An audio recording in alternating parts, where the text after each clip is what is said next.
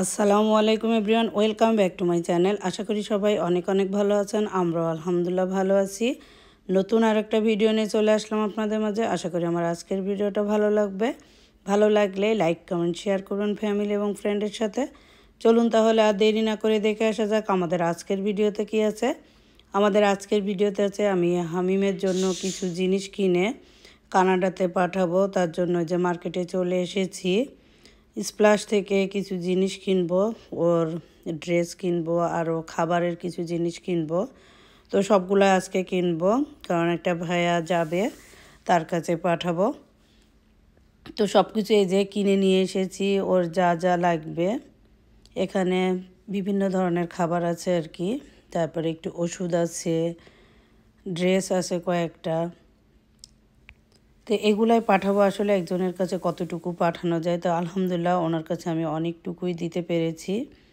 এখানে আমি আমসত্ত্ব বানিয়েছি প্রায় 5-6 রকম করে, তারপরে একটু আচারও বানিয়েছি। তো সবগুলো আমি দেখাই দিচ্ছি আপনাদের কাছে। আর এইগুলাই দেওয়া যায়, অন্য অন্য খাবার কিছু জিনিস দেওয়া যায় না। ও আমসত্ত্ব, তারপর আচার এগুলো খুব পছন্দ করে। তারপরে এজোয়া খেজুর, তো খেজুরটা অনেক পছন্দ করে। বড় বড় খেজুরগুলা ও এত বেশি পছন্দ করে না, তার জন্য এজোয়া খেজুর দিয়েছি ওর জন্য 2 কেজি। তারপরে এই যে বাদাম দিয়েছি 2 কেজি। মানে এভাবে আমি অল্প অল্প করে সব কিছু দিয়েছি। এখানে কিশমিশ আছে 1 কেজি, ও কিশমিশটাও খেতে অনেক বেশি পছন্দ করে। আর এখানে আছে কিছু মেডিসিন, ওখান থেকে মেডিসিন কিনে, কিন্তু ও অনেক বেশি মানে অলসতা করে, কিনতে চায় না। এই জন্য আমি কিনে দিয়েছি আর এভাবে প্যাকেট করে দিয়েছি, এতে করে নিতে খুবই সুবিধা হবে। আর এই যে ওর জন্য গেঞ্জি দিয়েছি 2টা করে, এরকম গোল গলা গেঞ্জি সাদা, কারণ সাদাটা পরতে ওর কাছে নাকি খুব ইজি হয় পরিষ্কার করতেও। সেজন্য 2টা সাদা গেঞ্জি আর 2টা সাদা শার্ট। তারপরে আরও কিনেছি 2টা প্যান্ট। তো প্যান্ট 2টা 2 কালার কিনেছি। এই কালারের প্যান্টগুলো আসলে ও পরে নাই, আমি এখানে ছিল যখন, এই জন্য চিন্তা করলাম একটু ডিফারেন্ট কালার কিনে দিই। তো কিনে দিয়েছি। আর এই যে সব কিছু রেডি করে প্যাকেট করে রাতের বেলা দিয়ে এসেছি। আর এই যে পরের দিন সকালে আমাদের একটা ভাবির বাসায় দাওয়াত ছিল, তো সেখানে গেলাম। তো অনেক কিছু তিনি নাস্তার জন্য বানিয়েছে সকালবেলা। তো সকালবেলা আমরা প্রায় 20 জনের মতো এখানে একসাথে হয়েছিলাম ভাবির বাসায়। আর এই যে বাচ্চারা সকালবেলা ঘুম থেকে উঠে আসছে মায়েদের সাথে, আর মুকরামিনকে তো স্কুলে দিয়ে দিয়েছি।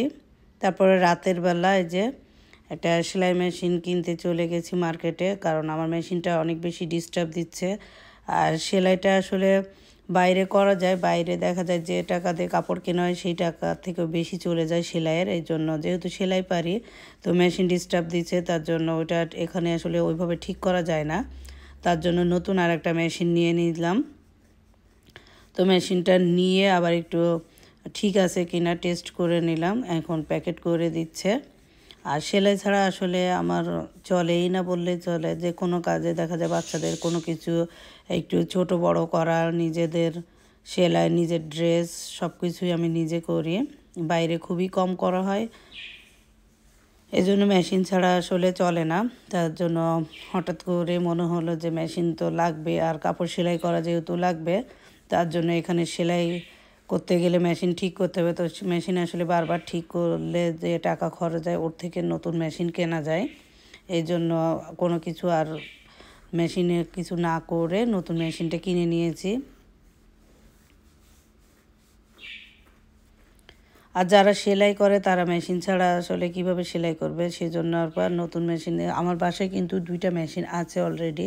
ওটা অল্প অল্প ডিস্টার্ব দিচ্ছে, কারণ সেলাই করতে করতে দেখা যায় যে একটু সেলাই হয় না, তারপরে আবার অনেক বেশি ডিস্টার্ব দিচ্ছে। তার জন্য একটা কিনে নিয়েছি। তো আমরা এখন এটা নিয়ে বাসায় চলে যাচ্ছি।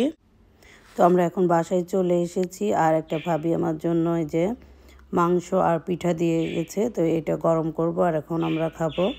তো আমাদের ভিডিওটি কেমন লেগেছে, আশা করি ভালো লেগেছে। আজ এখানে বিদায় নিব। সবাইকে আল্লাহ নেক হায়াত দান করুক। আল্লাহ হাফেজ। আসসালামু আলাইকুম।